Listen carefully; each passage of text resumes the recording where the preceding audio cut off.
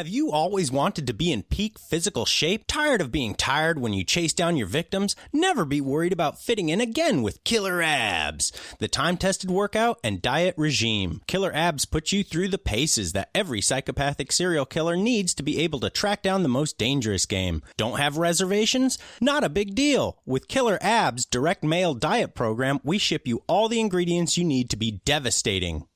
Lee handsome and fit. Killer Abs. Even the fastest hooker won't get away. Call 1-800-KILLERS and mention Paul Allen sent you.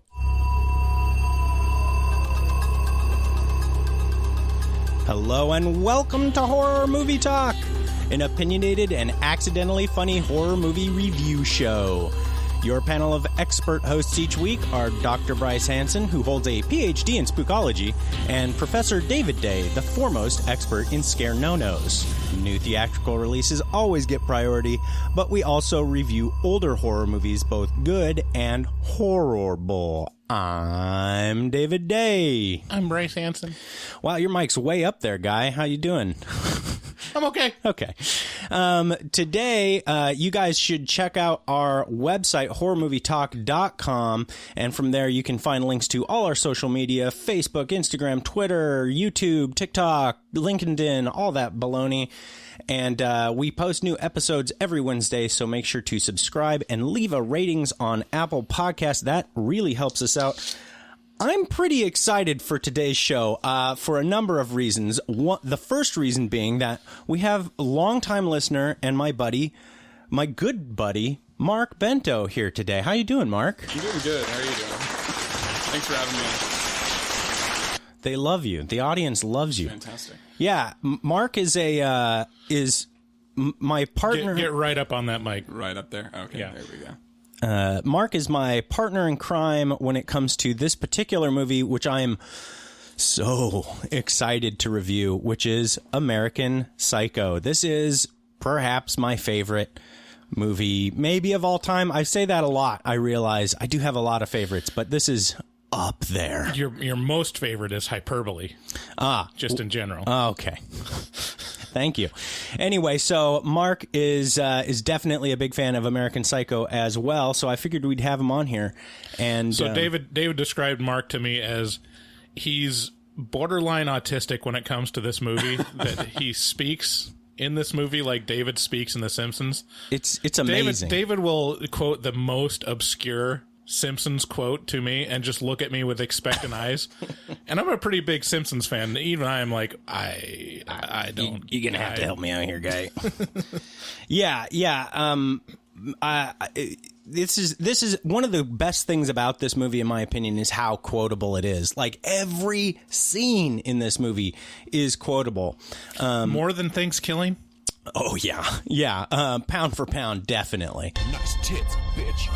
Get it? Pound for pound. Hey, happy after Thanksgiving. Hope you guys are out of your food coma. So today, as I said, talking about American Psycho, we'll start out by giving a brief review and our score for the movie. We score on a scale of 1 to 10, 1 being terrible, where it makes you angry you had to watch it, 5 being an average film that hits all the expected marks, and 10 being so good it transcends genre boundaries and probably should win an award, but it won't because it's a horror movie. After we give our score, we'll get into spoilers and take a deeper dive into what we liked and hated about the film. And later in this episode, we won't be doing any games or bits or anything like that because, quite frankly, I love this movie so much that I spent double the amount of time preparing for it, and I'm sure this is going to be a hefty episode anyway. So stick around for all the dissection and all the stuff that we do with horror movie talk. Mm-hmm. So we saw American Psycho, and without a doubt, like I said, this is one of my favorite movies of all time. This thriller is one of the most hilarious and disturbing tongue-in-cheek movies probably ever made. So here is the trailer. New card. What do you think? Whoa, very nice. Patrick, you're so sweet. Jean, Yes, Patrick? would you like to accompany me to dinner? Sabrina, why don't you dance a little? Christy, Get down on your knees.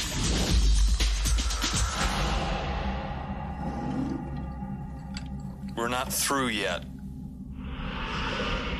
That's a wonderful suit. It looks so soft. I don't think I can control myself. If you stay, something bad will happen. I feel lethal, on the verge of frenzy. I think my mask of sanity is about to slip.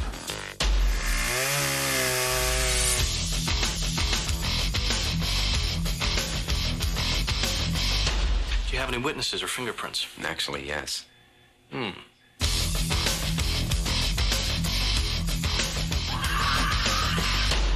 inhuman. I know my behavior can be erratic sometimes.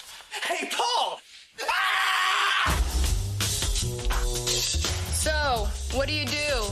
I'm into, murders and executions mostly. I have all the characteristics of a human being, but not a single clear, identifiable emotion. I simply am not there.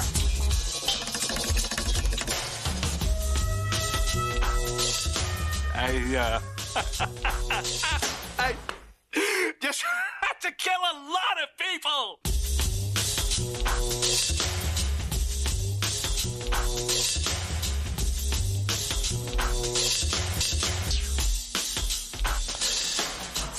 That is the most 90s trailer they gussied that thing up so much. Yeah, that's very 90s sounding.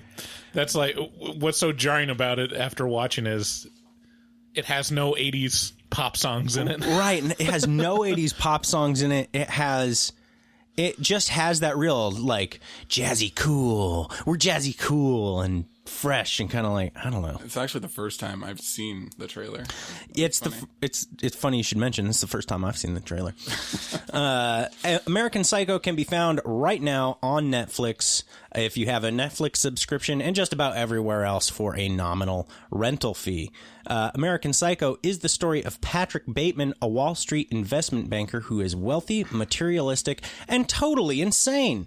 As we get to know Bateman, you will realize that this is an interesting turning point in his life that we are getting to witness.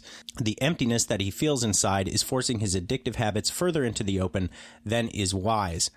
By day, he frets about having the perfect business card or best suit or reservations at the most trendy restaurant, and by night, he is a psychopathic serial killer. American Psycho is, in my opinion, a masterpiece that looks directly at the human condition as it is today. This movie is based on the 1991 Bret Easton Ellis novel by the same name and is set in the late 80s amid the extreme excess and consumerism that marked the time, and kind of still marks the time today. So it's interesting to go back and look at it and go, there's a lot of parallels here. So what do you mean it looks directly at the human condition as it is today? What are the main themes that you're pulling for that? So greed, consumerism, just being totally self-centered, very egotistical, unconcerned with basically everything but yourself. And, well, I'll get there. This is an interesting talking point coming up. The restraint shown in this movie is perhaps the most impressive part of an already very impressive movie. The acting is perfect, and to my mind, this is the movie that put Christian Bale really on the map as one of the best actors we've ever seen, and definitely my favorite method actor. Mary Harron, the director of the film, describes this film as feminist, and this is the talking point that I was talking about, which may not be as accurate to me as saying it just relishes all of the most despicable masculine traits available. It's an exercise in rage, lust, vanity, and boredom. I love the message of this movie. I love the presentation and the story. The character of Patrick Bateman is as strangely relatable as he is totally alien. And for that, I mean, I gotta go a 10 out of 10. This is just a absolutely perfect movie to me.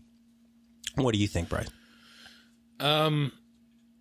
Yeah, the second viewing was a lot better than the first. I think I've seen it 3 times now.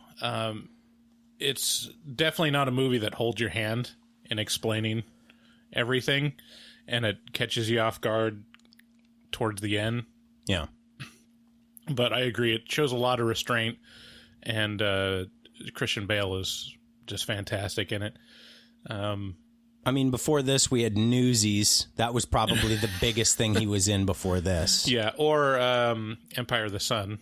Yeah, Empire of the Sun. There's one more something. But kids. he was like a child actor. Oh yeah, he was an actor for a long time, but this is definitely his breakout. Yeah. Yeah, the only reason why I wouldn't give it a 10 out of 10 just because it's not my cup of tea, but just from recognizing the quality of it and how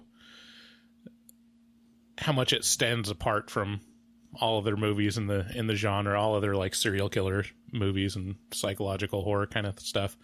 Yeah, I'll give it a 10 out of 10. Okay, good. That's because otherwise, If you don't shut your fucking mouth, I will kill you. and what do you think, Mark? Where's this stand for you? For me, it's 9 to 10 out of 10 pretty easily. The only reason I would go 9 is because I have trouble with this one.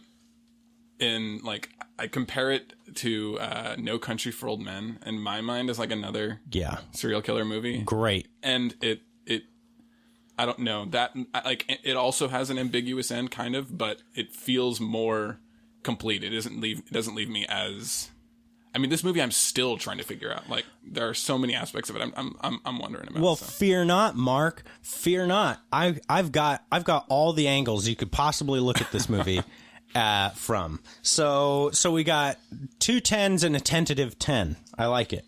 That's about as good as I could ask for, I think, as far as people just agreeing with me. So if you'd like to support the show, you can head on over to Patreon. You can reach Patreon by going to horrormovietalk.com, and up at the top of the page on the top right, there's a link. It says Patreon or something like that, and it's green. You click that, and then you can help support us, and you get access to, depending on what tier you choose, you can have access to a whole nother podcast that we produce specifically for Patreon members. And then there's a whole bunch of other tiers that get you all kinds of wacky crap. And one of those tiers gets you all these like 40 drops that I've made for American Psycho. Along with all the rest of our drops. You can also support the podcast by buying or renting any movie or product on Amazon if you click through the green button in the header of our website, horrormovietalk.com. And it's not an insubstantial amount of money. It does help the show quite a bit.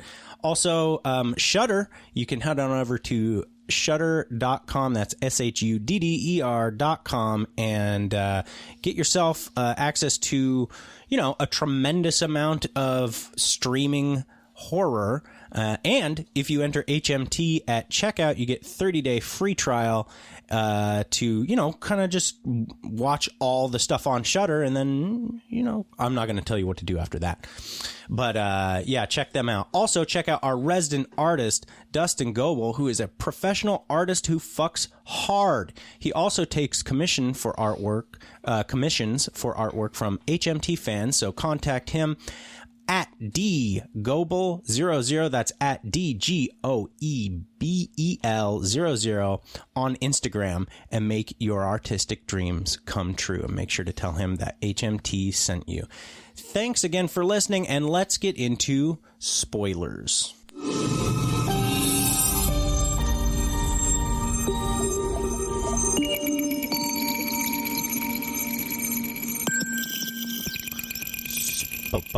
Spoilers.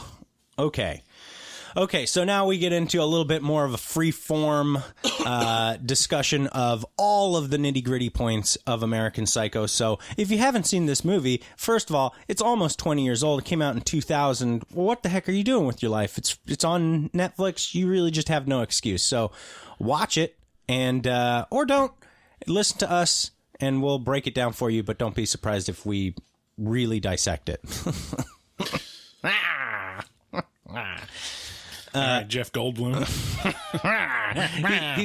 he's got that show on Disney Plus, Yeah. And he's so effeminate in it that I was like, oh, he's gay for sure. I mean, he's just so flowery in his actions and stuff like that. No, that Carrie's guy, like, he fucks hard. He does. I was like, what? I think I've heard rumblings of him getting Me Too'd. Ooh. Like, he's had some people that have come out and said that he's kind of, a little forward sexually, which, I mean, makes complete sense to me. He's like I said, he's so flowery and forward. It's like it's just radiating off of him. So I'm like, that has to be a gay man. Have you ever watched him on Conan? On Conan, those are some of the best No, appearances. He's great.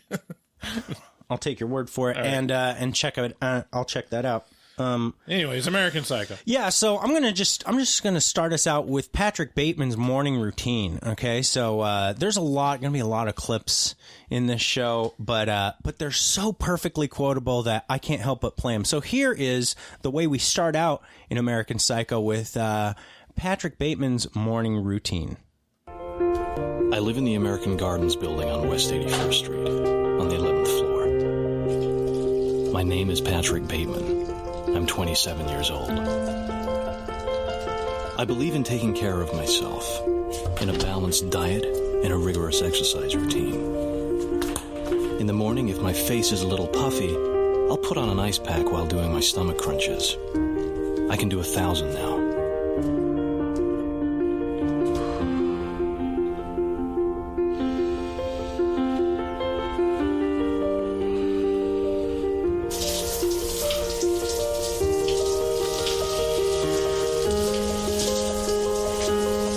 After I remove the ice pack, I use a deep pored cleanser lotion. In the shower, I use a water-activated gel cleanser. Then a honey almond body scrub. And on the face, an exfoliating gel scrub.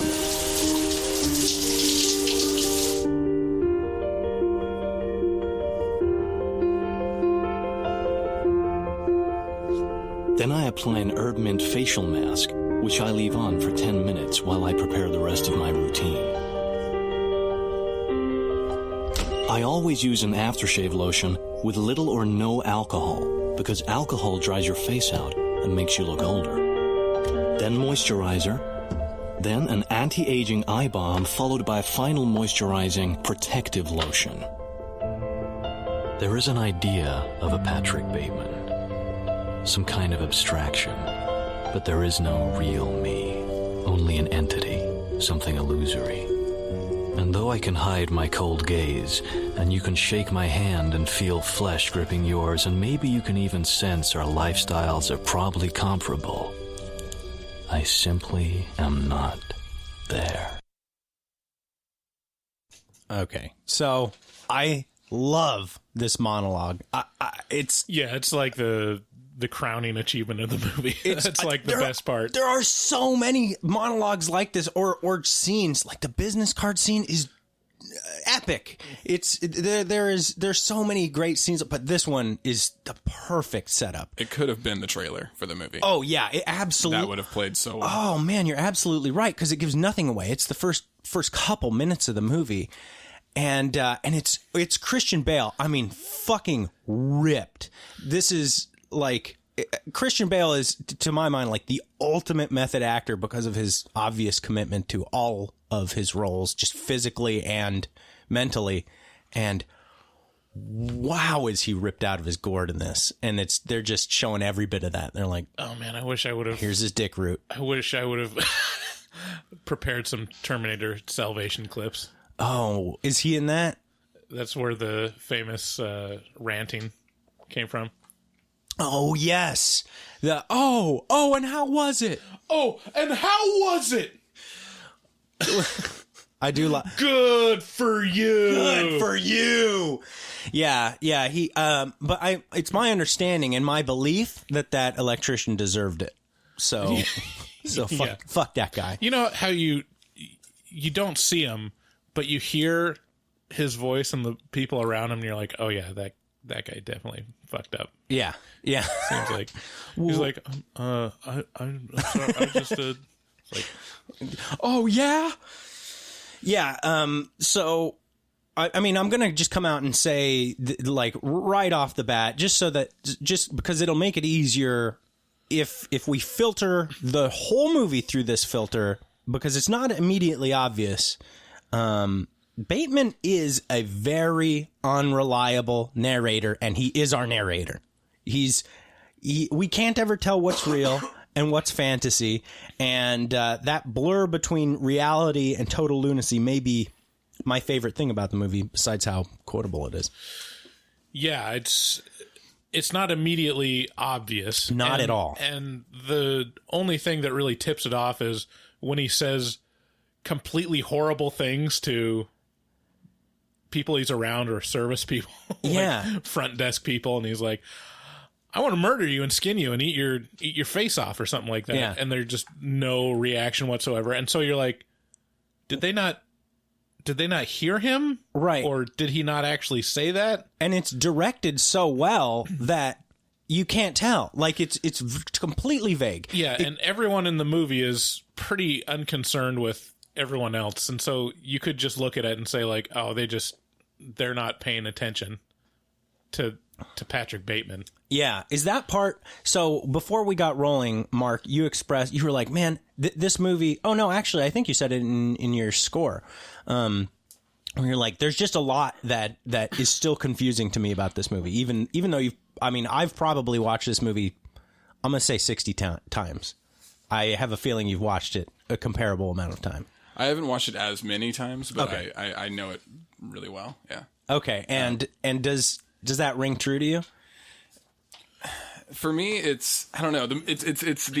I've went back and forth. I mean, there's the two theories, right? Either it's all fantasy, or he's actually done it all. And I've bounced back and forth. I can see both sides of the argument. But I'm pretty set on the he did it now side. I'm on that Really? side. I am. What's the I have a better. Well, we're all the way at the end Yeah, now. We're all the way at the end. Yeah. But and we'll get there. And but so you think it's all real? I think not all of it. I think you used the term the unreliable narrator, and I know that term has more meaning than I'm probably putting into it right now. But I mean, I think it's all real to him, and I mean, definitely in his mind, he's not lying to you on, like, as you know, as a narrator or anything. He's not doing it intentionally. It's just, this is all real to me. And that's, you know, he shows that, especially toward the end of the film, when he has that realization, is, no, you didn't. Right? It's like things start to kind of click in his mind in a way that maybe I'm Right. more crazy than I think I am. I think, okay, so number one, I have a better theory than either he did it or he didn't do it. In my opinion, it's better, obviously. But I agree with me. I agree with me. But I think despite whatever my theory is or whatever somebody else's theory is, I don't think it really matters. I think the whole intent of the movie is to make you go, oh, we're just terrible. Like, we're just bad. Like, at least these people are bad, and or society is bad. Something to those lines. It doesn't matter what things have been done. If a little bit of it has been done, it's a horrific accident or a tragedy. Anyway, so now we get to see all the ways that Bateman is a completely deplorable human being. He's bossing around his receptionist and telling her what to wear. He's like, "Hey, don't wear that anymore. We'll want to change before we go out. We'll want to change. Yeah, you're prettier than that. Come on, I like high heels." And she's like flattered. You know, Jean is flattered, but and that's Chloe Sevigny. I don't think it's her first. I think it may be her like first big thing. This was a lot of people's first big thing. Yeah. Yeah, she's like eye rolling flattered. Yeah. It's yeah. Yeah, she is eye rolling like, flattered. All right, okay, whatever. Thank you, but you don't have to say it that way. Yeah. Yeah, and then we get to see him in the car with his fiance, and he's trying to listen to just this garbage pop song. You mean Eric Palmer tape? He was trying to listen. Evelyn, his supposed fiance. I wrote down buzzing in his ear. I wrote down this specific point is there's something about a serious businessman listening to Katrina and the Waves. So he's listening to Walking on Sunshine, and he's this like completely vapid, self-involved like Wall Street bro. Yeah. And he's listening to Katrina and the Waves. And that's like a recurring thing throughout the whole movie is 80s pop songs that he derives huge meaning out of. And they mean they're just these vapid, boring, dumb, like radio quality. Just right. And it's when he interprets the songs, which he does often. Oh, they're the best. They're so off base. Yeah. It's like, it's hilarious because it's more reflective of his worldview than anything that's actually in the song, because the songs themselves are it's all about as bettering empty and transcending. Like, right. That's his interpretation. Is always about bettering yourself or transcend. It's very interesting. And it reads like something he picked up out of a magazine. You know, this is a critical review, a quote unquote critical review, popular opinion. You know, yeah, that he just memorized and is espousing. Right. It's like he read a review in Spin Magazine or Rolling Stones or whatever, and was just spitting it back out, but he's also giving his own interpretation that just reflects his own personality. So the most famous one is the oh my god, Huey Lewis in the News. Huey Lewis in the News scene. Do you like Huey Lewis in the News? They're all right. But yeah, it happens several times. So what are the songs that he espouses? So Huey Lewis in the News, couple about Phil Collins and Phil Collis and what's the Whitney other one? Houston. Whitney Houston. So he's in the car with his fiance. He's trying to listen to his tape, but he's got his fiance Evelyn buzzing in his ear. Yeah. And she's like, "We should do it, Patrick." And he's so irritated. He pulls off his headphones and goes, "Do what?" And just not even looking at it. Doesn't look at it at all. He just looks down at his feet and says, "Do what?" Get married. He's like, "No, I can't take the time off work. I can't." Just immediately puts his headphones back on. Yeah, he's so done with her. It's just ridiculous. Why would you bring that up? Christian Bale's delivery on these lines is just so perfect. Just so it's like everything's a veneer. Yes. And he's just delivering the lines with such disdain and just trying to be a sophisticate. Yes. In everything that he says. She's such an accessory to him in this scene. It's like she's not a person. She's just something that he needs to have to be who he is. I'm really glad you said that. She's such an accessory to him, because okay, so I'm reading the book right now, and it's so the character of Patrick Bateman, I think, is done a lot better in the movie so far. Where I'm at in the book, Patrick is just a bro. Like he's not this kind of really strong but weak personality that Bale manages to pull off. But I think that, you know, what you said, she's just an accessory to him. This is like a theme of the whole movie. Everybody in this movie is an accessory to everyone else. They're all so self-centered, and they're all fucking everybody. They're all just having sex with each other, and none of them care about oh, I think my fiance may be having an affair with Timothy Bryce, but you know, I mean, he's the it makes sense because he's the having an affair.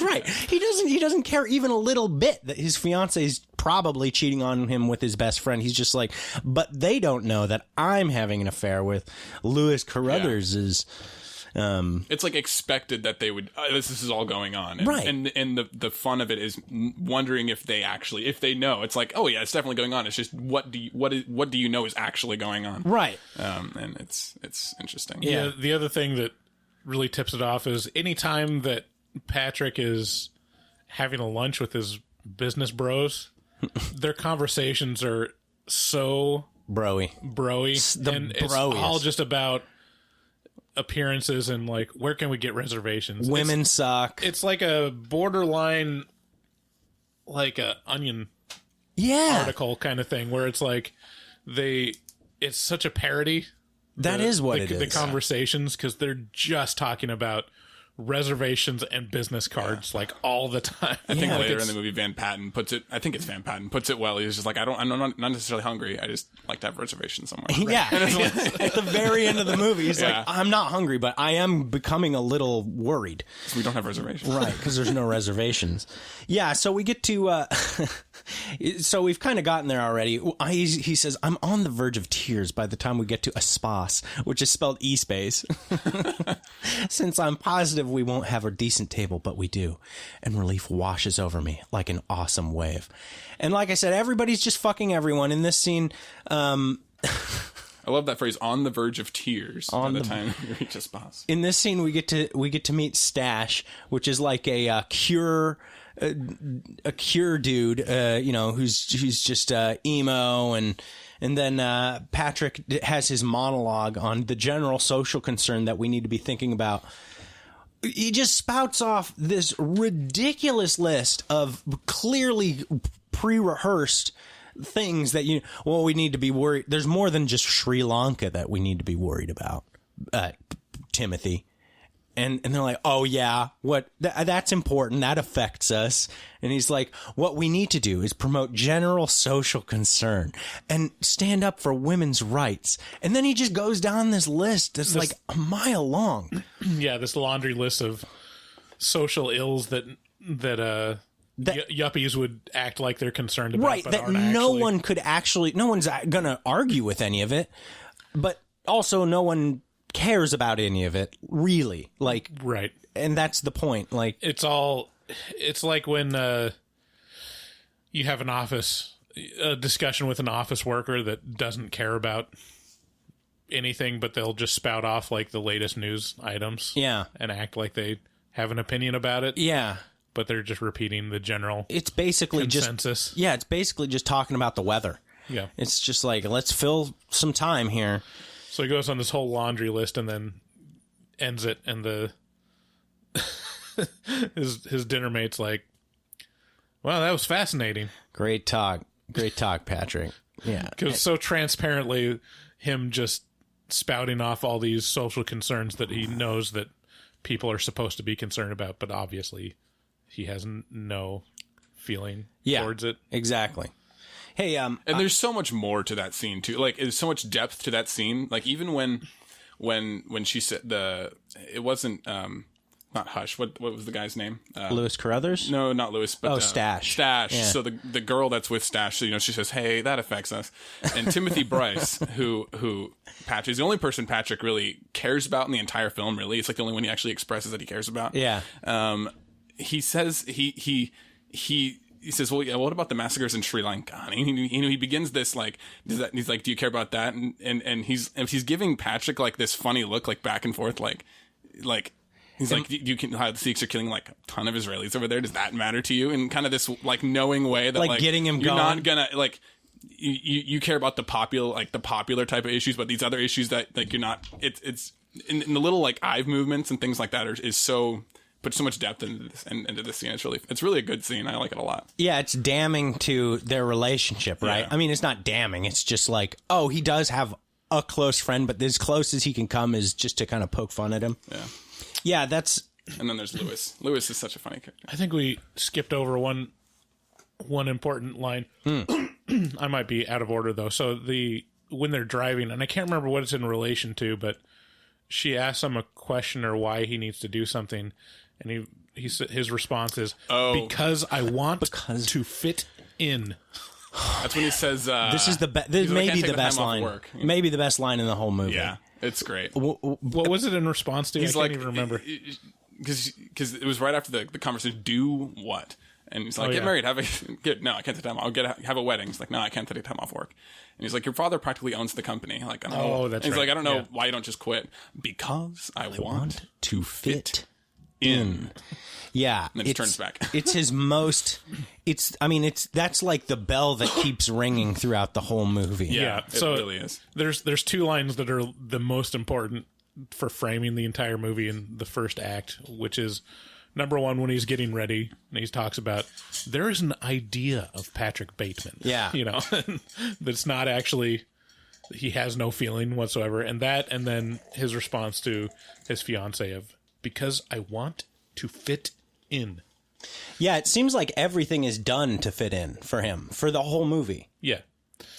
Aside from killing people. Yeah. And contrasting it, him giving this laundry list of social concerns and world ills about how he's acting like he cares about it, and the stuff that he actually cares about is so stupid. Like I was on the verge of tears because I thought we weren't going to have a reservation or weren't going to get a good table. Like literally, that's what he feels genuine stress about. Yeah. That and like business card design. Yeah. He's going to have a panic attack about these things, but he doesn't actually care about people.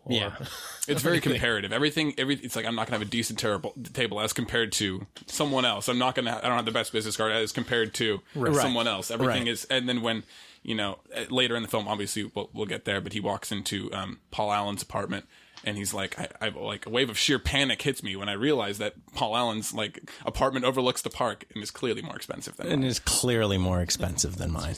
Yeah, and then we'll get there. I mean, this movie does such a fabulous job of setting him up as a person, as a character, as not a person, and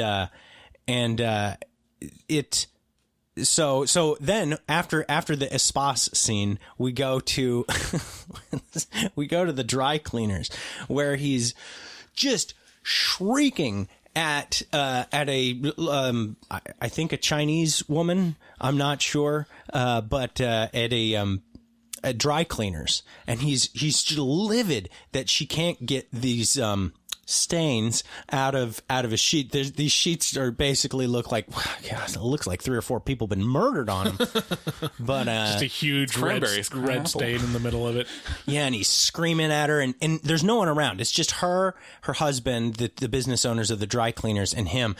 And that's where he says, "If you don't shut your fucking mouth, I will kill you." and then she goes on to, she's she says all these things in Chinese, and he says, "Listen, I cannot understand you. It's crazy. You're a fool. I can't cope with the stupid bitchy. Understand? Listen, I cannot understand you." that scene, this is really a testament to Christian Bale's to his acting ability. Is he's flexing between like this hysterical, almost like calm laughter, and then it bursts up in this anger, like stupid bitching. I understand you, and he explodes, and he's like trying to keep himself under control, and it's really a good. It's like watching a grown man have a tantrum. Yeah. Yeah. But he just listen. I cannot understand you. It's like you're on the phone with tech support for a few hours. It's like, and then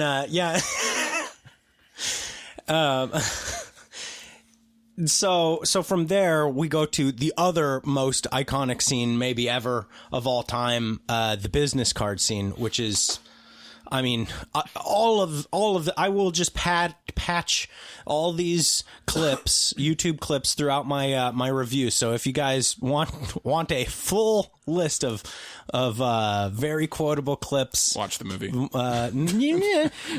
Check out our post at horrormovietalk.com under the episodes section. But then we get to see the business card scene. So I'm going to set that up with the business card scene. Listen, Paul, squash. Call me. What, Friday? No can do. I got an 8:30 res at Dorsia. No great. Sea urchin ceviche. Dorsia on Friday night. How do you swing that? I think he's lying.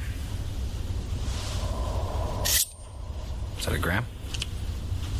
New card. What do you think? Whoa. Very nice. Look at that. Picked them up from the printers yesterday. Good coloring. That's bone. And the lettering is something called Cillian Braille. It's very cool, Bateman, but that's nothing. Look at this. That is really nice. Eggshell with Romalian type. What do you think? Nice. Jesus. That is really super. How'd a nitwit like you get so tasteful?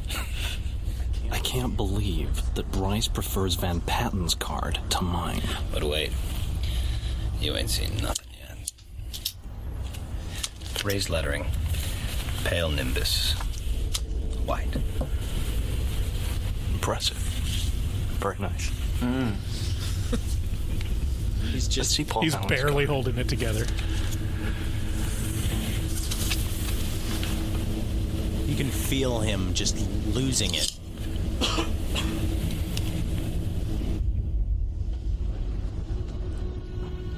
Look at that subtle off-white coloring. The tasteful thickness of it. Oh my God. It even has a watermark.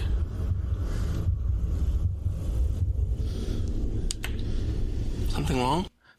Yeah, it doesn't work as well without the images because what you're looking at is these business cards all look exactly the same. It's all very subtle differences. A white business card with calm down, Mark, with just text, and it's all like very similar fonts. Even and when he asked, they're the same card over and over again. When he asked for Paul Allen's card, like the energy in the room is just like deflated because they're all bragging about their cards, but they all know that Paul Allen's card is so superior. Got that big swinging card dick. Paul Allen. Yeah. I love the sound that plays every time someone pulls out a card. It's great. I forgot actually. So before the business card scene happens, it's in the same scene, but before the actual card, the exchange happens. We have the introduction of Paul Allen, and he approaches. Oh no! First, we have Lewis Carruthers, the Nancy boy, sitting next to Bateman, and he compliments him on his suit. Your compliment was sufficient, Lewis. And it was sufficient. It was because he was reaching out to touch it. Right. He smacks his hand away, and he's like, "No, don't fucking touch me. Your compliment was good enough." Yeah. What Lewis says.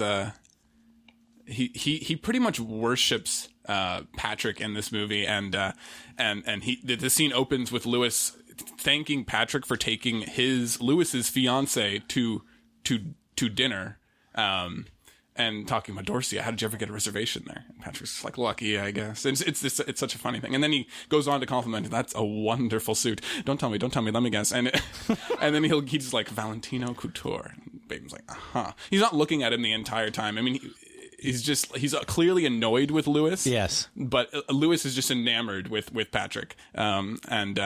And then he's just like, it looks so soft. And he goes out to like just kind of do this like light touch pet like on Patrick's shoulder, and Patrick smacks his hand out of the his like, your compliment was sufficient, Lewis. Yeah. So the actor that plays Lewis, he's so great. He's on his name's Matt Ross. I don't know. Have you seen him in anything else? I don't know. I don't think so. So the first time I saw him was on Big Love, and he is like the villain of that show. And he's so good. He's like so good. He plays a like fundamentalist polygamous Mormon sect leader. Okay.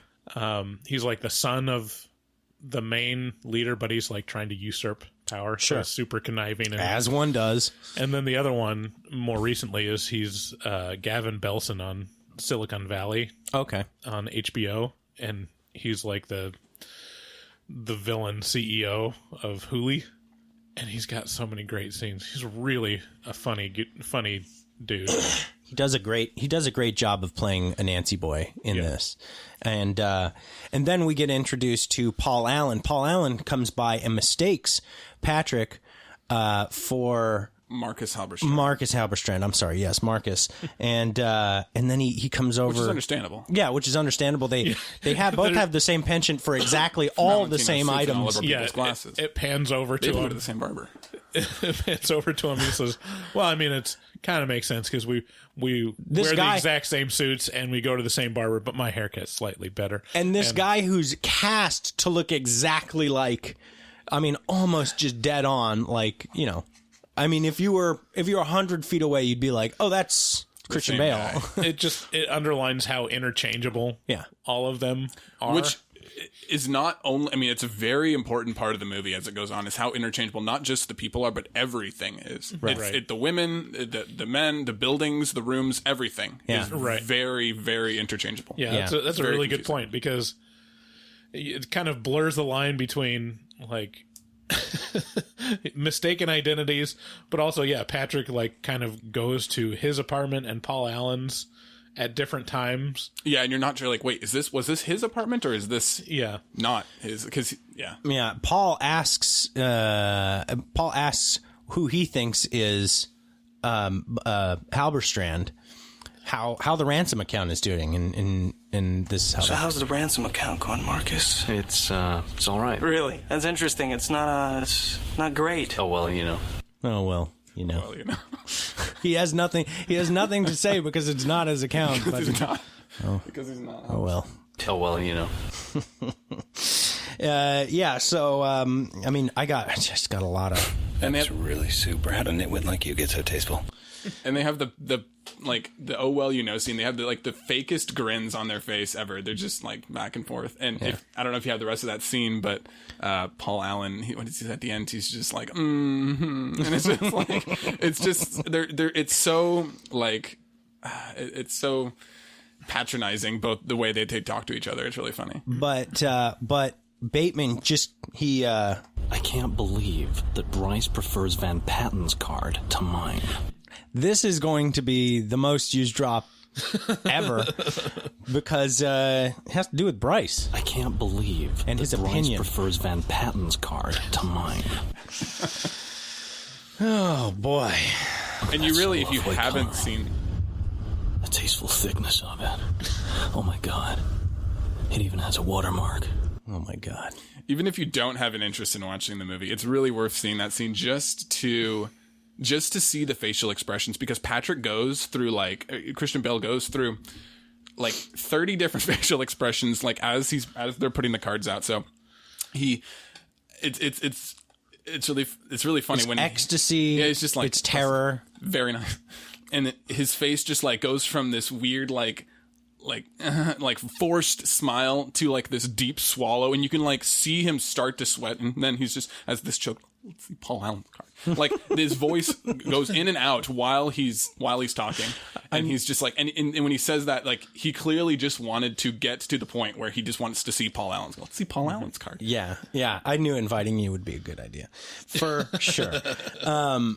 So this actually begins the theme, an interesting theme to me, which is throughout this movie, Patrick is only playing Patrick about half of the time. He's also indulging in being other people freely throughout the whole movie. He's Paul Allen. He's Marcus Halberstrand. He's some dude who's mean to bums. He's all these people, and he's very interested in living the lives of other people, and he can because he looks like them and it acts like them, right? And is totally interchangeable, like what we were saying. And then we kind of get to see the mask of sanity slip a little bit. We move on to his first kill, which is a bum in a back alley. Al, yeah. And listen, Al, I'm sorry, I don't have anything in common with you. Sorry, I don't have anything in common with you, Al. Here's a little bit of that. I have all the characteristics of a human being. Flesh, blood, skin, hair. But not a single clear, identifiable emotion, except for greed and disgust. Something horrible is happening inside of me, and I don't know why. My nightly bloodlust has overflowed into my days. I feel lethal, on the verge of frenzy. I think my mask of sanity is about to slip. So that's kind of the setup to him approaching the bum. He approaches the bum. He's like, you're such a fucking loser, and he's like, I want to help you. You need to get a job. Why don't you have a job? And this poor guy out in the cold with his little dog, and then Patrick just fucking stabs him to death and stomps his dog into a jelly. He seems perfectly willing to help him up until the point where Al touches him, and then it's just like something clicks in his mind. He's like, I just don't have anything in common with you. And, interesting. It's interesting. It's because he's just like up there, and then he's like, I'm so cold, and then it plays like the same sound of the business card scene, almost like, wow. And then he just like gets up and he's like, okay. He's like, Al, I was just going to berate you and give you some money, but now I have to stab you to death and squash your dog. With you. He's doing it from the loser you are. What? Yeah, and so then we have, I mean, one of my favorite scenes, and the reason we're doing this movie right now, it's the Christmas season. Merry Christmas! Yeah, everyone. This is the first Christmas episode. Yeah, so we have the Christmas scene, and his wife Evelyn is buzzing in his ear. Supposed fiance. Hey Hamilton, have a holly jolly Christmas. Sorry, that wasn't Evelyn. That was that's to all our viewers. You guys. Hey Hamilton, have a holly jolly Christmas. He's pretending to be all, he puts on the little reindeer antlers.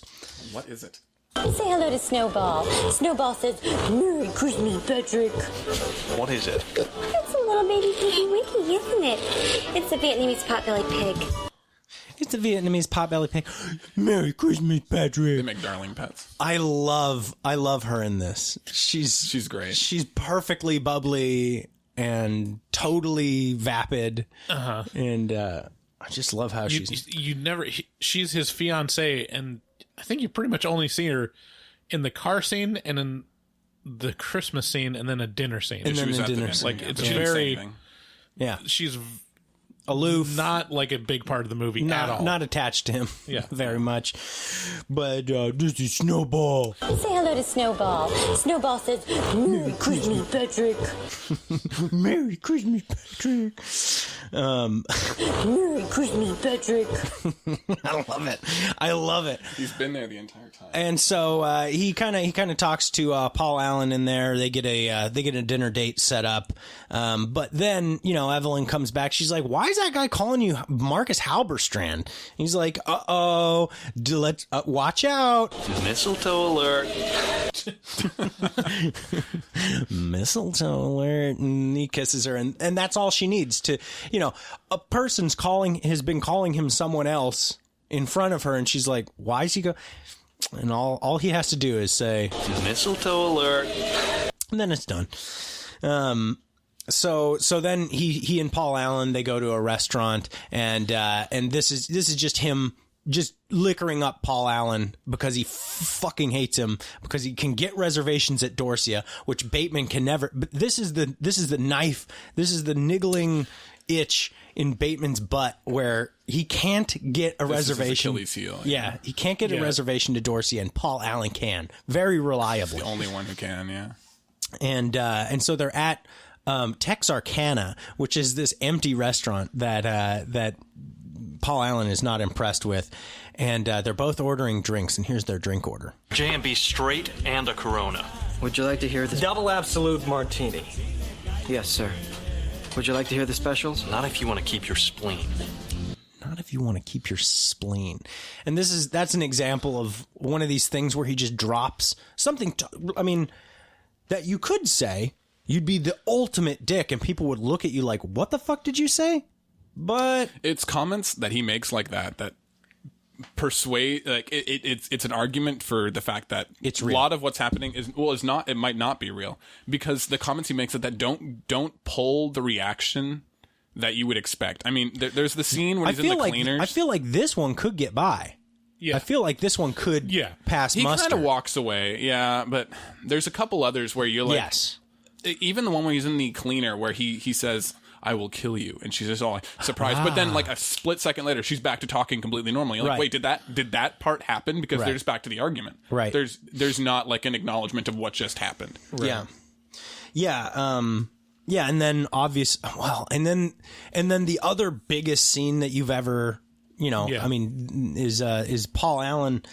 He's so there's before we get to that, Paul Allen, while they're in the restaurant, he's still thinking he's Marcus Halberstrand. Mm-hmm. Yeah. And there's twice in the movie that Patrick is talking to someone that mistakes him, and they talk about Patrick Bateman. Right. Yeah. They're like, Yes. oh, what a dweeb. What? Like Yeah. they describe Patrick Bateman as just being kind of like that loser Patrick Bateman. Yeah. just kind of a dork. Yeah, loser. It's also one of 2 times where he thinks he sees Ivana Trump. Is that Ivana Trump? Yeah. Jeez, Patrick. I mean, Marcus. Is that Donald Trump's car? Why would Ivana be at Texarkana? And it's just... So anyways, so then he takes him to he gets Paul Allen apartment. nice and liquored up, and he's got him right where he wants him in his own apartment, and so he's real drunk, and strangely Patrick has a bunch of newspapers lining the floor. Is that a raincoat? Yes, it is. Yeah, so he's perfectly taped across the floor. He's putting on his raincoat over his suit instead of, I don't know, like he... Yeah, so Paul Allen's sitting on his couch and doesn't notice just drunk out of his mind. He's drunk out of his mind. He's holding a whiskey bottle. The floor is lined with newspapers. All of the furniture is covered with plastic. Yeah. Yeah. And Patrick starts espousing the virtues of Huey Lewis in the news. Right. Do you like Huey Lewis in the news? Square. Yeah, and then we have the Paul Allen. If you have not seen Paul Allen being killed, I don't know what you've been doing. You have not been on the internet. Yeah. He's been compared to Elvis Costello, but I think Huey has a far more bitter, cynical sense of humor. Hey, Albert, Yes, Alan?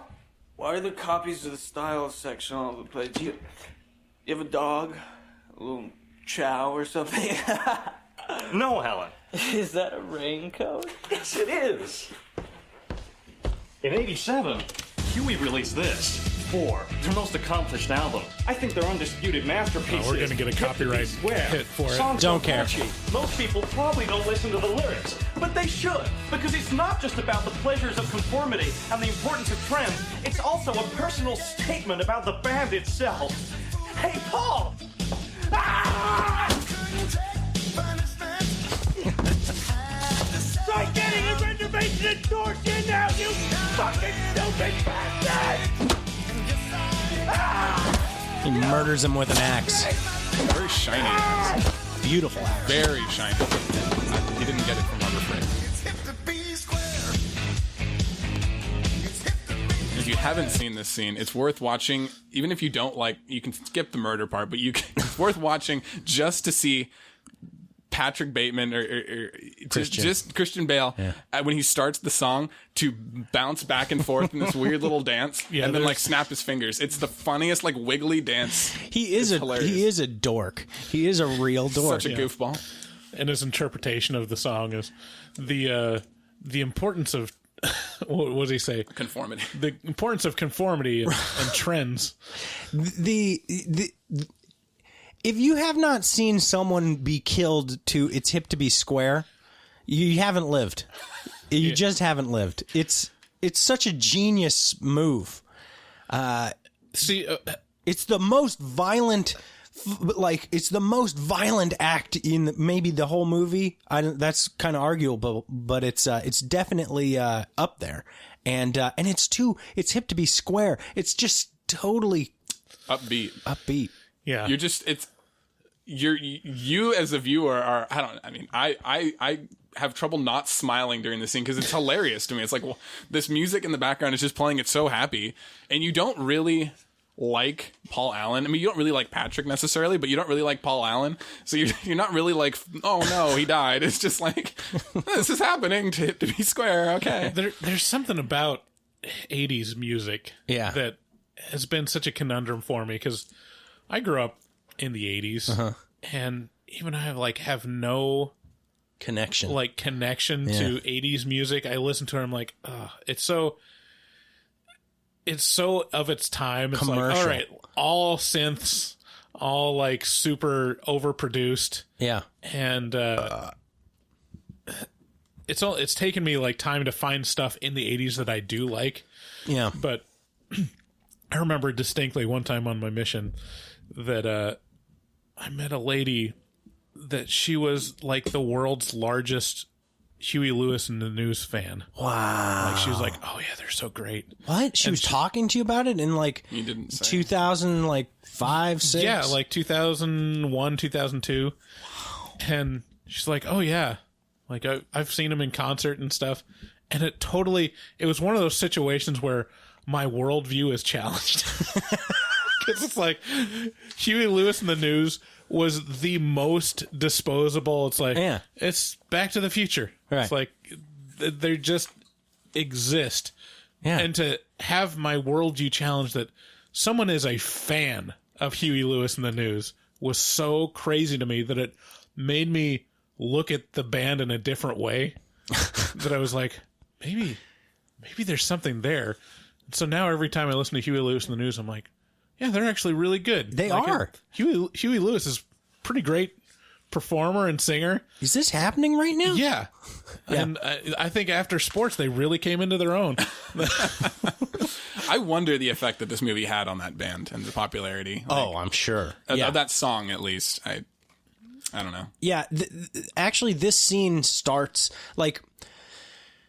This movie kind of does a weird thing to me. It awakens something sick inside me, which is kind of ironic. It's something strangely manly about just the whole thing. And the director kind of does have men pegged. You know, I mean, I don't want to say that I don't think I've ever wanted to actually kill someone, but watching him be so in control of everything all the time is like... It's like a very Cain and Abel type scene. It's like everything is going well for Paul, and it's like he's successful at everything he does, and he's just this rage. It's like, no. Yeah. You can't exist. Yeah. That's a good point. Wow. It's very like... Yeah, it is a very Cain and Abel sort of situation. And Bateman, the whole way through this movie, is just fucking in control and like very dominating. And it's definitely a manly thing. Yeah, he's the other common theme is that he is very demanding and high power, but really if you step back, he's not doing anything. No. Like, it's pretty clear that he doesn't actually do any work. Oh, yeah. You don't see him do anything. Yeah. And you get the impression that all he does is go into the office, sit and listen to watch Jeopardy. Tapes, yeah. And watch TV. Yeah. And then go eat lunch. Yeah. Later in the film, when Chloe Savini's character checks his calendar, it's completely empty except for like the lunch appointments. Right.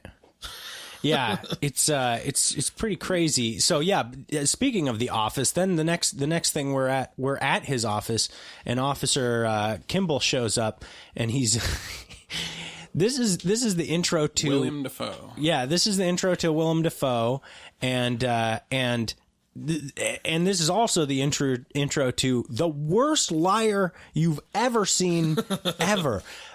Christian Bale or Patrick Bateman cannot tell a lie well, but he sure does try.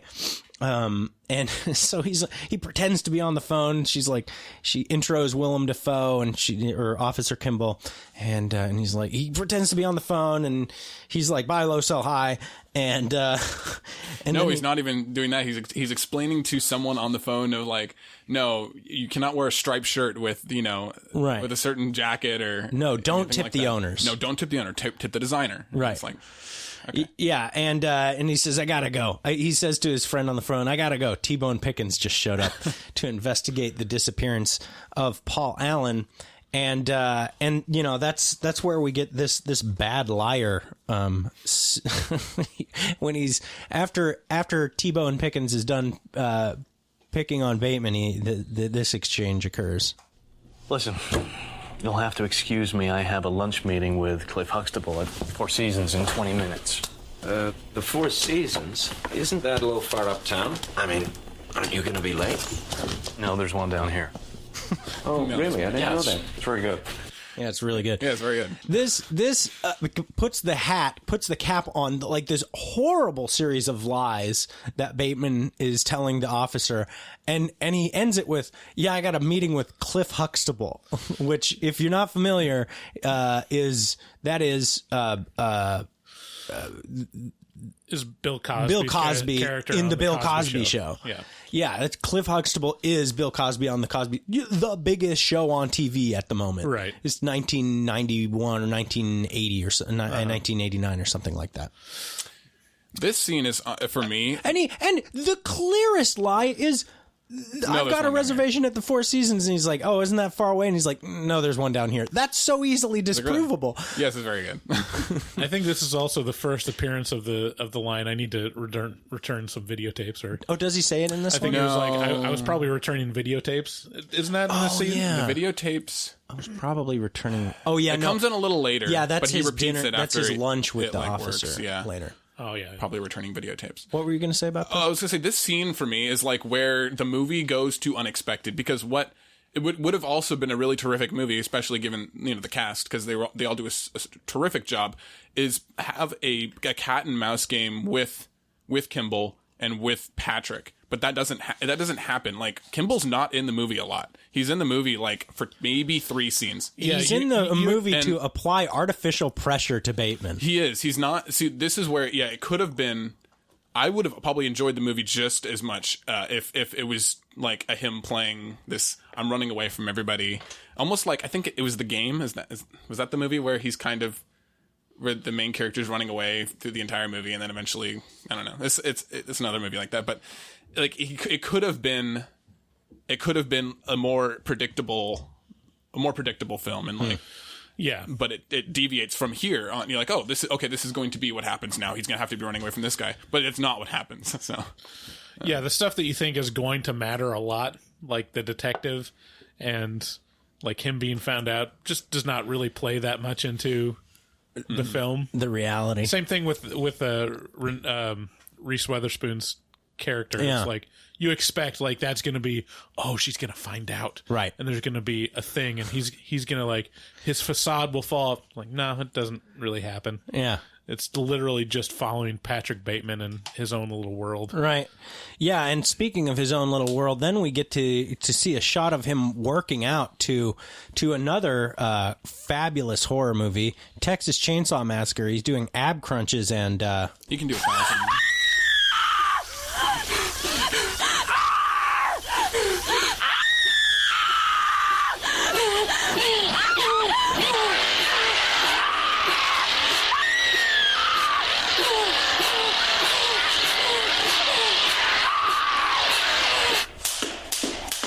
So he works out to the ending scene of Texas Chainsaw Massacre. Yeah, the stuff in the background on the TV is always interesting. He's always got porn. He's got like hardcore porn going in the background Just while he's 24. talking on the phone. Yeah. And he's not watching it. It's just going. Just a despicable man. Yeah. Just a man, really. I mean, I can't say it's much different at my house. Aside from the fact that we did just get Disney Plus now, so yeah. Occasionally it is The Mandalorian instead of hardcore porn. But this movie pays tribute to Texas Chainsaw, not only in this scene, but then later when he chases somebody with a chainsaw. So there you go. And then he picks up some hookers, and he's got to indulge a little bit. Come on, the guy's got to have some. It's expected of him. It's a Patrick Bateman thing to do, so you have to do it. Right. He's got to have some vices. So he picks up a hooker, and he's got her in his bathtub, and he's like, "I want you to clean your vagina." And she's like, "That seems like a reasonable request." And then he's like, "But she can't even do that right to his taste. Like, she can't even." He's like, "No, you got to, like, do it this way, like, so that I can see." And she's like, "Oh, all right." So he's just a horrible, horrible man. And then he's fucking these two girls to Susudio, and pointing in the mirror. Another just ultimate, like, you've seen this shot a million times of him, like like flexing his bicep, looking in the mirror, looking great. Like he's taping this whole thing. Yeah, he's not at all like visually interested in the girls at all. He's just all his eyes only for himself and who he is. Like it's just nothing. Yeah, it's like nothing exists outside of Patrick's world. It's very interesting. Yeah, it's pretty fabulous to see him. Yeah. Oh man, I'm just getting all worked up. Yeah, just thinking. And again, about it. like David said, he's very physically fit in this movie. So he's just absorbing all of who he is. I can't believe how shredded he is. Yeah, he was like, but not to like a weird, freaky like Baywatch, Zac Efron state. It's like it looks like very, very healthy. Yeah, like I don't know, man. It looks pretty unbelievable to me. Like he's shredded in this. Yeah, very low body fat. Anyway, so he doesn't have any. Yeah. So now, so as he said before, he starts having sex with them. He's ordering them around and stuff, and he tells one girl, Sabrina, don't just stare at it, eat it. She should probably eat it.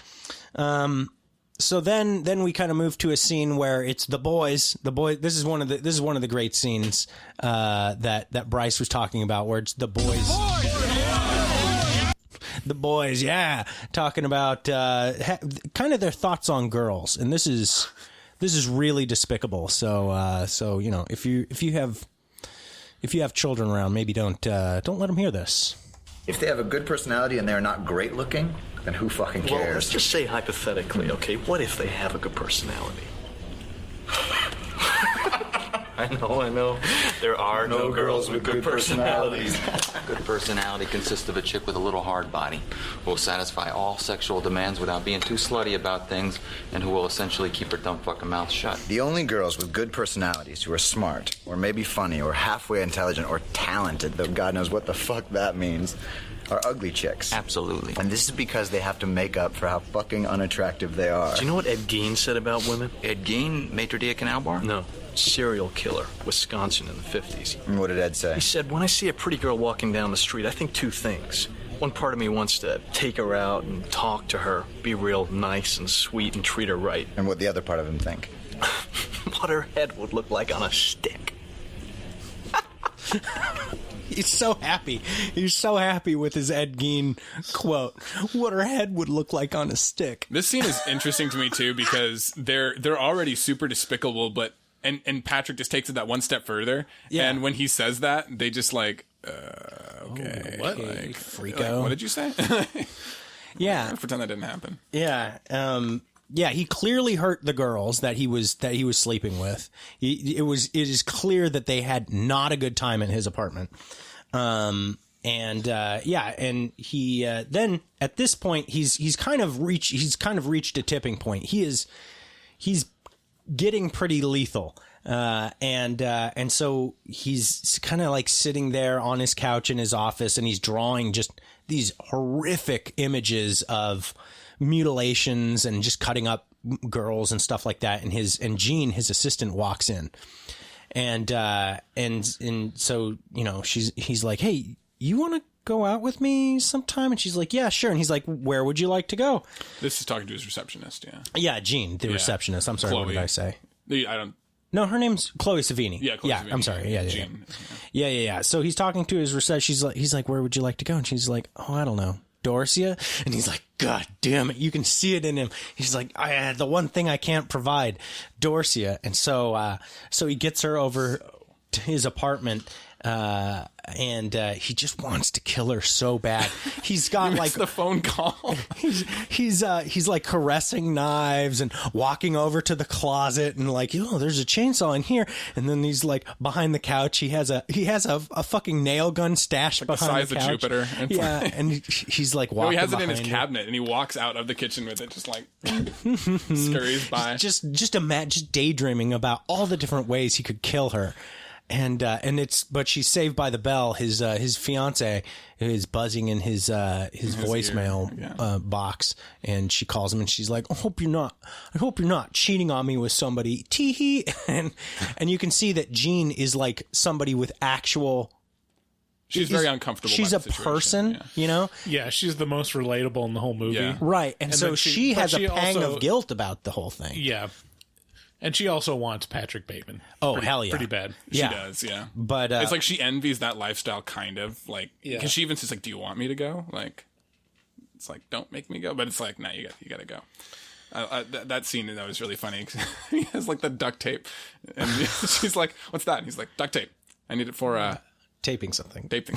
And I was watching this movie last night with my friend. It's kind of a refresher. And he hadn't seen it before. And he's like, he opens the cabinet. And he's like, dude, is that duct tape? I'm like, yeah, he needs it for... taping something. And then right after what you said. Right after I said it, he was just like, I need it for taping something. You're giving away too much. I couldn't, that. And then the phone call too, when Gene asked to go to Dorsia is so funny. He picks up the phone and calls. He's like, hi, I'd like to make a reservation for 2 at, let's say 9. He's like, I'm sorry, we're totally booked. He's like, really? 2 at 9? Great. He's like, no, I'm totally booked. It's like 2 at 9. See you then. See you then. And he just like hangs up the phone. And she's like, and Gene's like, you didn't leave a name. They know me. They know me. But he continues on with, like, just the date anyway. Like, okay, we're going to go somewhere. Because he's not going anywhere. Like, his plan is to fucking kill her. Yeah. But that gets interrupted, and he gets kind of snapped back to reality. Oops, there goes gravity. Whoop, there goes rabbit. Yeah. So he... In order to satisfy his bloodlust, he goes and picks up that same hooker from before, gets a friend there, and goes full R-word on them. This is where he chases them through the hallway with a chainsaw. She goes banging on doors. She's like, you gotta help me! Somebody please fucking help me! Nobody in this giant... You skipped over one of my favorite parts in the movie. Oh, sorry. He takes his friend, this girl that he knows, with the hooker that he, like violently hurt the last encounter. But he's expounding one last time about music, and he's talking about Whitney Houston and the greatness of the greatest love of all. And the friend that he brings like breaks through, and she just starts laughing at him. She's like, you listen to Whitney Houston? Like, you have multiple albums of Whitney Houston?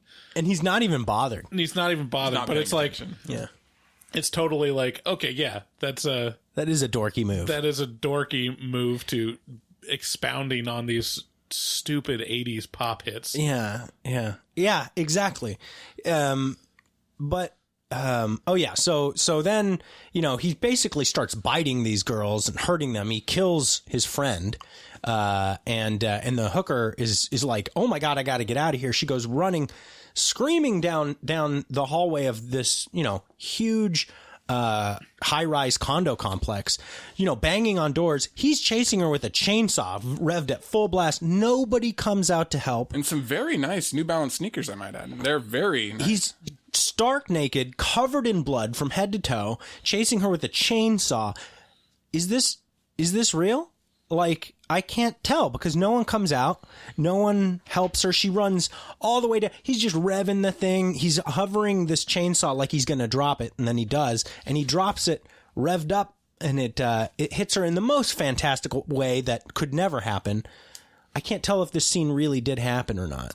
Yeah, I mean, this is where the movie starts tipping its cap right a lot more, because this is where you're like, oh, well, wait a minute. This, like, just doesn't make sense. It's almost dream logic of he's running down the hallway with a chainsaw and a girl is screaming. There's no way that this would not be noticed, And, and the death with the chainsaw doesn't really make any sense. Yeah, and as she's exiting the apartment, she like runs into a room. There's bodies hung up in the closet. This is Paul Allen's apartment. Yeah. There's one room that's totally trashed and says, yuppies and stuff scrawled on the walls. Yeah, this is like the most horror sequence in the movie. Yeah. Like this really does like skew towards the horror movie side of the thematic material. I'm glad you bring that up because Mark brought that up at this. Mark is a horror denier. I need to be convinced. He needs to be convinced that every movie is a horror movie. Okay, let me just and he asked, and that's a valid question. Is this a horror movie? To my response to that is, okay, if a movie about a psychopathic serial killer going on a full-blown rampage isn't a horror movie, well, that says more about you than it does the movie, doesn't it? Well, they play Huey Lewis in the news while he's like killing people, so it's like it's not. It's definitely tongue-in-cheek. Yeah, it's very tongue-in-cheek. You know, I mean, this comes back to, like, is Shaun of the Dead horror? Is Tucker and Dale versus Evil, is that horror? No, not really. But they're horror adjacent. And they're definitely under the meta umbrella of, I think, this is my opinion. This may not be your definition. I mean, they're all definitely horror. I mean, it's a pretty expansive genre. Yeah, exactly. I would say this is horror because this could actually happen and has. You know, this kind of thing is. If you want to see whether something's horror or not, like, just ask yourself, can my 4-year-old watch this? Yeah, there you go. But there's, I mean, you know, my 4-year-old can't watch Natural Born Killers. I'm thinking of Pulp Fiction. And that's not horror. I mean, there's horror elements in Pulp Fiction. That is true. I mean, that whole basement scene, that's a horror movie. Yeah, man. Yeah, it's part of what makes the movie the most interesting, right? Which is like, oh, there's some X factor here. Anyway, so do you have a response to that? No, I get it. It's I think it was you that one time said horror movies a lot like heavy metal music. I'm also a metalhead, but like it doesn't all have to be directly in line. I mean, there are it's like AC/DC is heavy metal. Yeah, you know, it's like AC/DC, and then also, you know, Infant Annihilator. You know, it ranges the gamut of in between, and it doesn't. Yeah, it's one of these things where it's hard to say, but I'd say this is a not hard terror, but it's definitely disturbing in the extreme. I think it's weird for me because he is like the antagonist and the protagonist at the same time. So it's like you don't really, like, I don't know. You don't have that sense of like something is going to happen. I mean, you kind of do, but you kind of don't. Yeah. At the same time, I don't know. There are times where it feels like horror, and then there are times where it doesn't feel anything like horror. Yeah, for sure. Yeah. Yeah. And then I just want to continue expounding on the amount of times that he's misheard by people. So what do you do? I'm into, murders and executions mostly. Do you like it? Well, it depends. Why? Well, most guys I know who work in mergers and acquisitions really don't like it. So, where do you work out? So he says he's into murders and executions mostly, and she mishears him as saying mergers and acquisitions. And this is just par for the course at this point. This is just another person, you know, assuming he's saying not what he's really saying, but, you know, something else.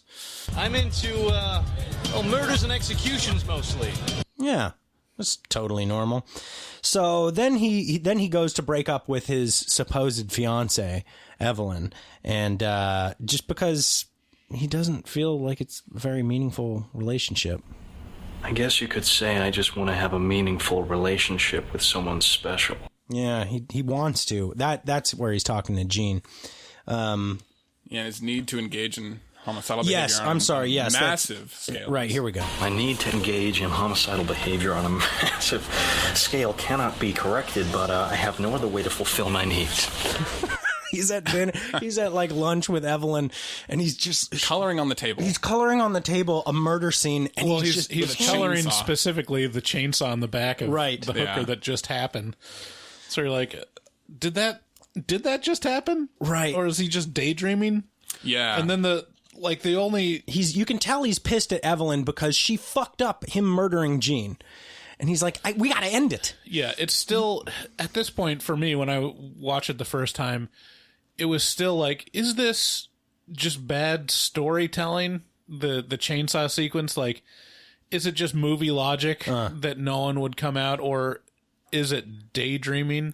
And then when it really, like, threw me for a loop of like, oh, I can't trust anything that has happened in this movie or is going on, is he revisits Paul Allen's apartment supposedly, and we had just seen all these dead bodies and just this massacre of like blood and human flesh. And then he comes back and it's completely like washed over. It's all cleaned up. And it's being shown by a realtor and it's completely empty. Yeah, and the realtor's like, what are you doing here? Yeah. And then the other one is the the ATM moment. Yeah. That was the part that was like, because even showing the apartment was like, is she in on it or something? Right. Or it feels like it. Yeah. And then the ATM where he's just going to get money, and then a cat walks by, and the ATM prints out on the screen, "Feed me the cat. Feed me a stray cat." Yeah. Yeah. So he picks up the cat, and starts that's what kicks off his full blown rampage is the ATM. But before we get to that, he has this exchange with Evelyn where he's like, "We need to break up," and she accuses him of being not human. Yeah. What about the past? Our past? We never really shared one. You're inhuman. No, I'm in touch with humanity. No, I'm in touch with you. I'm in touch with no. You're out of order. And this is also kind of there's a part of this scene too where Evelyn is. It's also to kind of reinforce that idea that everyone is so self-absorbed because Evelyn is right. She sees her friend with a Patrick watch. is, as he's telling her, he's like, I have this like my need to engage on a homicidal behavior on a massive scale, and she's just Can't like be corrected. Yeah, whatever. And she's like pointing to her wrist, and she's like, nice. And she's mouthing like, nice. Like, She really sees nice. her friend walking through the restaurant, and she's like, "Nice watch. I can't listen to my boyfriend tell me about being a homicidal serial killer." But you're not terribly important to me. She's just not terribly important to him. And then she starts crying. What do you want me to do? What is it that you want? If you really want to do something for me, then stop making this scene right now. Oh, God, I can't do this. I'm leaving. I've assessed the situation, and I'm going. Where are you going? Just leaving. But where? I have to return some videotapes. But where? The way he delivers that line, he's like leans in, like looks to the side, like it's like a secret. Such a lie. It's such a lie. I have to return some videotapes. He's like saying it out of the corner of his mouth. This is after the scene where he goes to dinner with Kimball, isn't it? Yeah. Kimball puts more pressure on him. The pressure is mounting. He can't kill Gene. Kimball's onto him. Yeah. I wish we could get into so much more of like the weird underlying. There's so much to talk about. It's like it's weird because like Kimball's onto someone for killing. He like suspects Patrick, but Patrick has like an alibi from his coworkers that he was at some party, but he was not there because he was playing the part of Marcus Halberstram, but Halberstram was supposed to be at the party with Patrick. But it doesn't everyone matter. looks it alike. doesn't matter where he is it's because like it's clear that everybody, he's so interchangeable with everybody else that's his alibi. He's just there's fucking no individuals nobody in this movie. Yeah, he's nobody. And then he goes. So he talks to the ATM. The ATM's like, "Hey, you need to feed me that stray cat." And then he goes on a huge rampage, shootout with the cops, killing receptionists at multiple condo complexes. Well, yeah, this is another example of everything being interchangeable. So because he goes in the lobby, and I think he realizes that he's in the wrong building. He's in the wrong building. He's in the neighboring building. But it looks exactly the same. And the receptionist says, "Have you signed in Mr. Davis?" Yeah. Which is like he looks like a Mr. Davis, which Davis is also the name that his lawyer calls him at the end. Blows me away. He's mistaken for Davis twice at the end of the movie. Wow. That's why he's like, "Davis, I don't think this is funny." And at the end of the film. And so then he's freaking out. He just had a shootout with the police. He murdered multiple people, and he calls his lawyer. Just had to kill a lot of people. And he tells him he had to kill a lot of people, and that. I mean, I guess I'm a pretty sick guy. Yeah. Here's the whole lawyer phone call. Howard, it's Bateman, Patrick Bateman. You're my lawyer, so I think you should know I've killed a lot of people. Some escort girls in an apartment uptown. some homeless people, maybe 5 or 10. An NYU girl I met in Central Park. I left her in a parking lot behind some donut shop. I killed Bethany, my old girlfriend, with a nail gun. And a man, some old faggot with a dog. Last week, I killed another girl with a chainsaw. I had to. She almost got away. And someone else there, I can't remember, maybe a model, but she's dead too. And Paul Allen. I killed Paul Allen with an axe in the face. His body is dissolving in a bathtub in Hell's Kitchen. I don't want to leave anything out here. I guess I've killed maybe 20 people. Maybe 40. I have tapes. I have a lot of it. Some of the girls have seen the tapes. I even, I ate some of their brains. And I tried to cook a little. Tonight, I just had to kill a lot of people. And, I'm not sure I'm gonna get away with it this time. So, I mean, I guess I'm a pretty, I guess I'm a pretty sick guy. Just had to kill a lot of people! I love it. This is, you know, he's gone totally mad. He's killed a lot of people. He's calling his lawyer. And then, like, the next day he meets his lawyer and his how's it go? The exchange with his lawyer, he's like, hey, so about that message, and his lawyer's like, that was a very funny joke. Like, that was you. That was you, Davis. Yeah, he calls him Davis. And, you know, the first time I watched this movie, I thought that the lawyer was calling him Davis on purpose because it was like, I thought it was some idea of like, you could do no, like. Right. I'm not like acknowledging I'm not acknowledging that you admitted all that stuff. Yeah. But that's not it. His lawyer is genuinely confused about not only who he is, because his lawyer says, oh, it was a very funny joke. I liked how you made it Bateman. That's the most, could never be that fucking dweeb. Like, that's a great joke. And then he's like, no, I killed these people. This is really, and he's drilling this point home that he's trying to convince him that he is Patrick Bateman. He's not Davis, who his lawyer supposedly thinks he is. And he's like, I killed Paul Allen. And his lawyer's like, that's impossible. He's like, why is that impossible? Because he's like, I had dinner with Paul Allen last week a couple times in London. And then Patrick's like, this is where it really, everything just falls to the floor.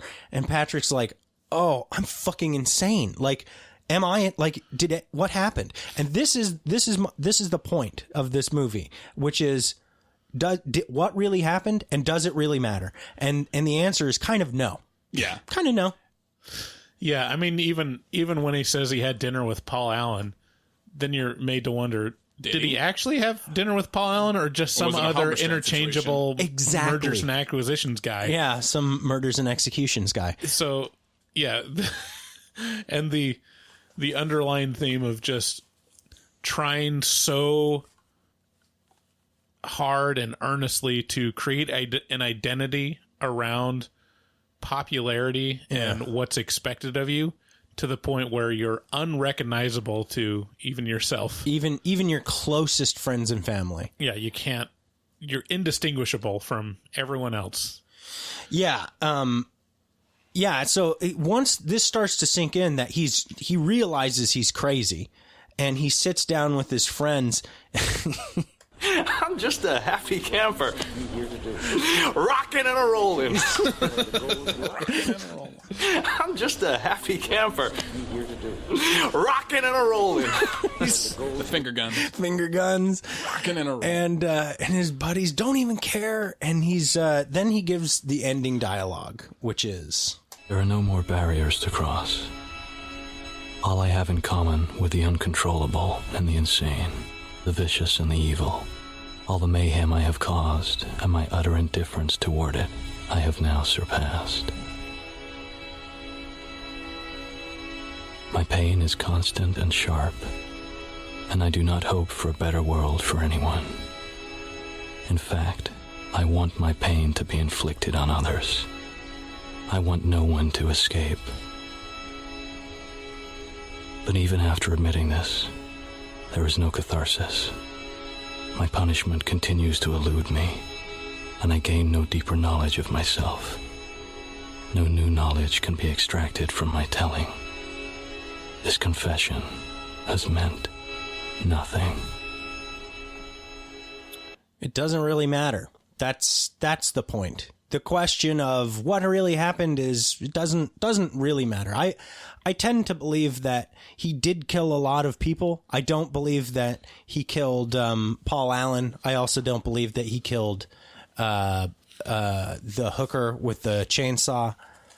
But I think he's done plenty of bad things. That's such a weird stance to take. That it doesn't. It does. Ultimately, my stance is it doesn't matter at all. I think that there are some things that point so strongly towards somebody would have walked out of the apartment. I think I'm gonna coin a new term for this type of movie, which is this is like the Schrodinger's box. Movie. That's great.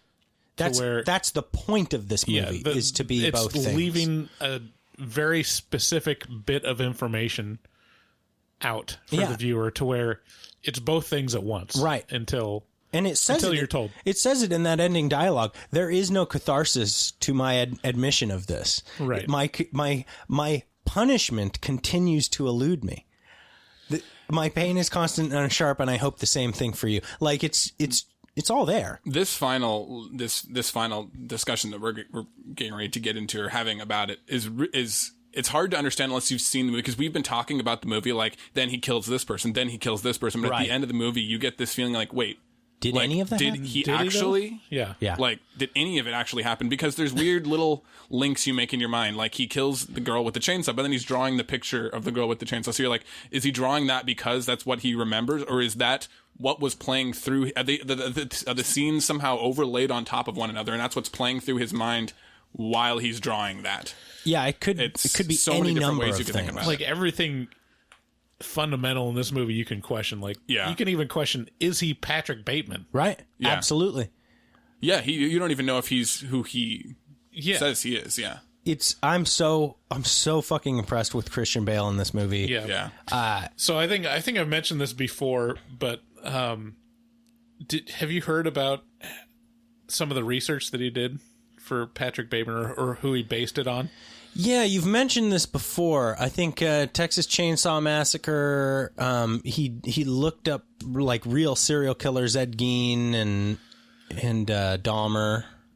The one that I'm thinking of specifically, a little bit of their brain, is he watched a interview on Letterman of Tom Cruise. That's right, and he based a lot of the mannerisms, because he said that he was fascinated with Tom Cruise's like super friendly demeanor, but having just nothing behind his eyes, just having shark eyes. Yeah. and so you see that coming through, just the artificiality of his smile and his speech patterns, and you could just see in his eyes it's completely dark. Yeah. It's so I need to. So last night I went and saw Joker, and about halfway through the movie I realized that these are. Have you seen Joker? I haven't, and neither have you. I have not. These movies are the same movie. Like, Joker just whole cloth took American Psycho, the movie, not the book, and just made an underdog character instead of a apex predator. They made it the lowest of the low, and watched him snap in the other way. It's an unreliable narrator. It's you can't trust what's happening in the movie exactly. It's the same descent into madness. It's the same no There's no consequences. He can't get a reservation at Dorsia. He can't get a reservation to save his fucking life.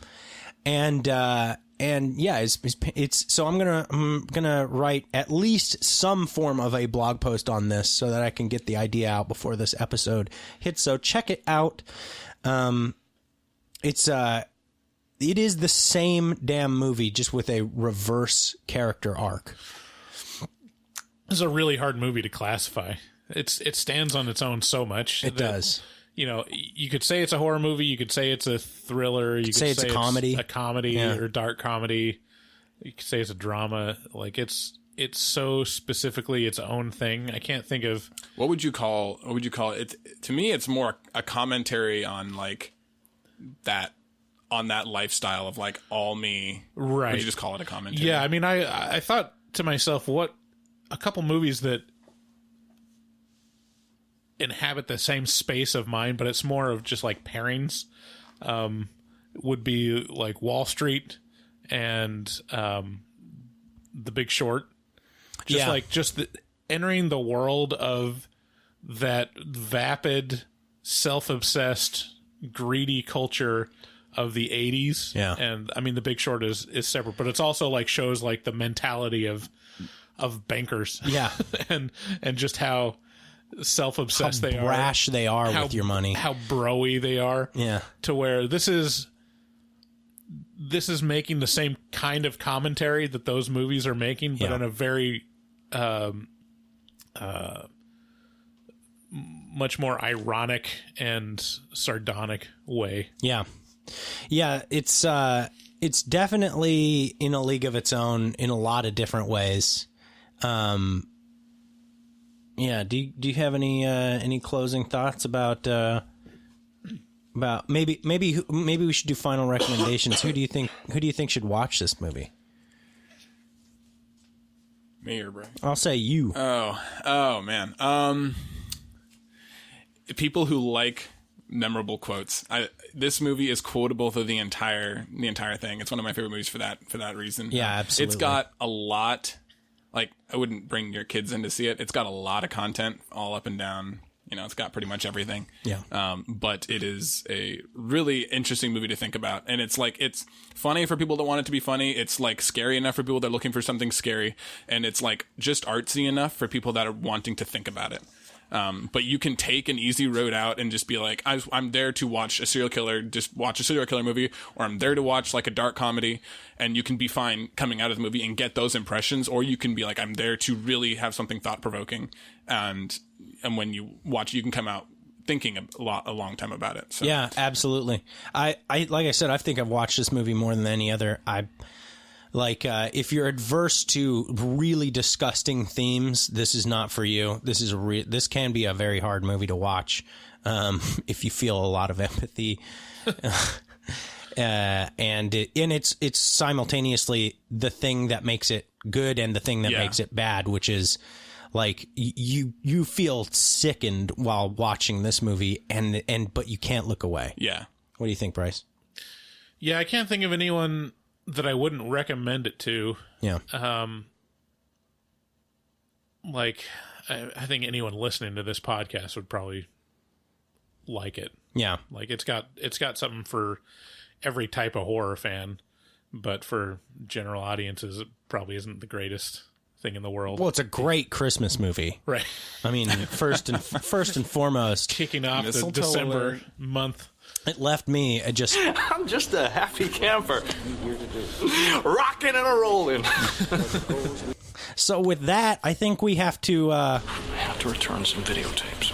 We got to return some videotapes, folks. Have either of you heard the theory at that final scene where behind Patrick Bateman there's the sign that says this is not an exit, and there is, I can't remember the name of the author, but it's supposedly a callback to an older, I think it's a movie it's a movie or a show or something where there are three people that are stuck in this room for the duration of the movie, and the movie or the room turns out to be hell, and at the end like a door appears that's supposedly the exit, but none of them can leave because they care too much about what everybody else thinks about them, and they can't. It's like they need to get one final. From what I understand, need to get like one final word in. Everybody, so they're constantly like, no. I need you to make sure you see me in this way before I'm comfortable leaving. Like I can't become. I can't release myself from here until that makes me sick. It's really to think interesting. About. That's the grossest. Yeah, that's a gross feeling all over. Yeah. Like a bunch of people who are so self-involved that their own personal hell is not being able to leave hell under their own power. So now I really do have to return some videotapes. Do have to return some videotapes. Mark, thank you so much for joining us. Is there anything you want to plug? You got any projects going on? Anything you're like? No. Thanks for having me on. It's been terrific. Didn't sleep much. First, I was really nervous about coming on, but it was a lot of fun. People are really nervous about coming on the podcast. It's so funny to me. Yeah. Well, are they? It's so nothing. Like my wife always gets kind of anxious. Oh, really? Before coming on, she's like, I don't feel like I bring anything to it. I'm like we do. Yeah, I know. Yeah, it's like I don't know how it works either. Things happen, and then you guys get to listen to this. So thanks again, Mark. We sure do appreciate you showing up and sharing some really interesting tidbits about American Psycho. Make sure you guys share this episode with a friend. If you want to help us more than anything else, sharing this episode or other episodes that you really liked helps us the most. Also, if you'd like to help us out, you could consider becoming a patron on Patreon. And like I said before, we do have a whole nother podcast on there. If you choose the right tier, click on through our website, horrormovietalk.com, and there's links to Patreon, Amazon Associates link. If you go ahead and bookmark that, anytime you click through that bookmark, it gives us a little piece of whatever you buy, which does help us out quite a bit. And of course, Shudder. If you enter HMT at checkout, you get 30 day free trial, and instead of that stupid fucking 7-day trial. Stupid thing. Piece of shit. Yeah. And so with that, you guys have a great week, and hang on. You guys have a great week, and Merry Christmas, Patrick. Merry Christmas. You guys have a good one. Bye-bye.